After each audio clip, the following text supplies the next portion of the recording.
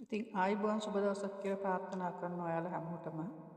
ඔයාලා මගේ වීඩියෝ එක සබ්ස්ක්‍රයිබ් කරලා නැත්නම් ආදරණීය ඉල්ලීමක් කරනවා මගේ වීඩියෝ එක සබ්ස්ක්‍රයිබ් කරන්න.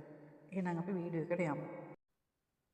ඔයාලට පේනවා ඇති මේ පුංචි පුංචි ගස්වල ලස්සනට හැදිලා තියෙන ඵලදාව. ඒක මට හරියම අපුරු අත්දැකීමක්. ඒත් ඔයාලා හිතන්න මේ එක ගහකටවත් දැන් වසරක් තිස්සේ සමහර ගස් තියෙනවා කවදාකවත් මේ පුංචි ගස් මේ කරවිල වගේ දේවල් කවදාකවත් වැහි බිඳුවක් අහසින් වැටිච්ච ගස් නෙවෙයි. මේක තියෙන්නේ මේ කාන්තාරේ, පට්ටම කාන්තාරේ. සමහරලාට අංශක 50 45 උෂ්ණත්වය යනවා සෙල්සියස්. ඉතින් ඒ වගේ කටුක කාන්තාරයක දැන් මේ සති දෙකයි තාම වින්ටර් එක පටන් ගත්තේ මේ ගස් අංශක 45 50 වගේ උෂ්ණත්වයේ තුල හැදිච්ච ගස්. මගේ අතින් වතුර දාලා මම මේ පුංචි ගස් ටික වවාගත්තේ. ඒවෙන් තමයි මම ඇත්ත වශයෙන්ම කියනවා නම් කඩෙන් ගේන එළවලු නෙවෙයි මගේ කෑමට මම මේ ගස් වලින් ඵලදාව ලබා ගන්නවා. අඹටු මුරුංගා, කරවිල, බණ්ඩක්කා ඔය වගේ ගොඩාක් ගස් වලක මම වවලා තියෙනවා. ඉතින් ඒ හැම එකෙම හොඳට ඵලදාව වුණා කුමඩු වගේ දේවල්. ඉතින් මට මේ කාන්තාරේ කට්ට එළියට බහින්න බෑ ඇත්ත වශයෙන්ම කියන මේ ගස් හරි අමාරුවෙන් පරිස්සම් කරගත්තේ. ඒ තරම් රස්නේ තියෙන මේ වගේ ප්‍රදේශයක මේ තරම් සරුසාර විදියට ගස් ටිකක් හොයාගන්න පුළුවන් නම් ඕගලන්ට ඇයි බැරි ලංකාවේ කොච්චර හොඳ දේශගුණයක් තියෙනවද? නිතර වැස්ස වහින වතුර දාන්න ඕනෙත් නෑ. ඇට ටික පැල කළා නම් ගස් ටික හැදෙනවා ඈ.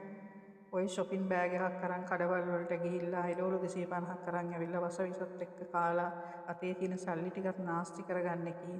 ඕගලන්ට බැරි ඇයි මේ වගේ පුංචි පෝච්චි එක හරි අඩු ගන්න ඉන්න නැත්තම් මේ මම සමහරක් ඒවා වල තියෙන ගොඩක් පෝච්චි වල හොඳ ඵලදාවක් තියෙනවා.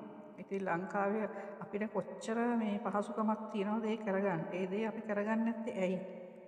නිකන් පුංචි කාලයක් මං කියන්නේ ලොකු කාලයක් ගත කරන්න ඕනේ නෑ. ඔය ඇට ටිකක් එක්ක කඩේකින් අරගෙන ඇවිල්ලා නැත්තම් ගෙදෙට්ටම ගේන එළවලු වල සමහර ඇට වර්ග තියෙනවා ගන්න පුළුවන් මෝරපු එඩි කරල් වගේ දේවල්, මෑ කරල් වගේ දේවල්.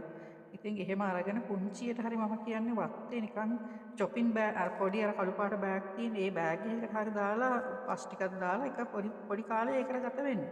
ඊට පස්සේ ඒක සෙවණක තියලා මේ වගේ දුක් විඳින්න ඕනේ මේක නම හුඟා කැපකිරීමක් කළා. මොකද ඒ රස්නෙන් මේ ගස් බේර ගන්න බෑ. අනිත් පරිසරයේ බැලුවාම ඊට එහා පැත්තේ ආසන්න තියෙන ගස් අනිත් වතු වල ඔක්කොම පිච්චිලා.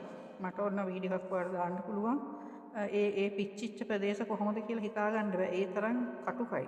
ඉතින් ඒ කටුක කාන්තාරේ මම මෙච්චර අස්වැන්නක් ගත්තා නම් මේ අබ ගස් වල පවා මේ කෝමාරිකා මන් නිතර මේව පාවිච්චි කරගන්නවා, බොණ්ඩ හදලා ගන්නවා. ඉතින් හරීම ඇත්තටම හිතට හරි සුවයක් දැනෙනවා මේවා ගෙඩිව පළදාව ඇවිල්ලා තියෙනවා දැක්කහම ඒවෙන් ඒ අපි කන බොන දේ වුණත් අපිට හරි හිතට සතුටක් දැනෙනවා. මං කියන්නේ ඕගොල්ලෝ මේක කරලා බලන්න. ඒක විනෝදාංශයක් වශයෙන් නිකන් කරලා බලන්න මම කියනවාට. ඕගලන්ට ලොකු සතුටක් දැනෙන මේ තියෙන තිබ්බටු. ඉතින් හැම දෙයක්ම වවලා තියෙනවා. ඉතින් ඒ අතර මලුත් තියෙනවා. ඒ නිසා මම කියන්නේ මේක අත්හදා බැලීමක් වශයෙන් එකවරක් උත්සාහ කරලා බලන්න. ඊට පස්සේ ඕගලන්ට දැනෙන මානසික සතුට ඕගලන්ට හිතා ගන්නවත් බැරි වෙයි. එහෙනම් බොහොම ස්තුතියි මේ දේ අත්දැකීමෙන් බලලා මටත් කමෙන්ට් එකක් දාන්න. මෙන්න ඔයාලට බලා ගන්න පුළුවන් මම ඉන්න භූමියට යාබද භූමිය. මේ කාන්තාරේ වියලි ස්වභාවය. මෙහෙම තමයි කාන්තාරේ වියලි කාලයට හැම ගහක් වලක්ම මැරලා මෙන්න මේ වගේ ස්වභාවයක් තමයි තියෙන්නේ. ඉතින් ඒ වගේ ස්වභාවයක් තියෙන කාලෙක තමයි මම අර ගස් ටික වවාගත්තේ. ඉතින් කොච්චර කටුක ප්‍රදේශයකට මම කියන්නේ ඕන කෙනෙකුට Tamanට ඉන්න පරිසරය ලස්සන කරගන්න පුළුවන් ලස්සනට ගහක් වලක් වවාගෙන. ආදරණීය ඉල්ලීමක් කරන්න ඕගොල්ලෝ ඒක කරලා බලන්න කියලා. එතකොට ඕගොල්ලන්ටත් මේ අත්දැකීම කොච්චර සුන්දරද කියලා දැනෙයි.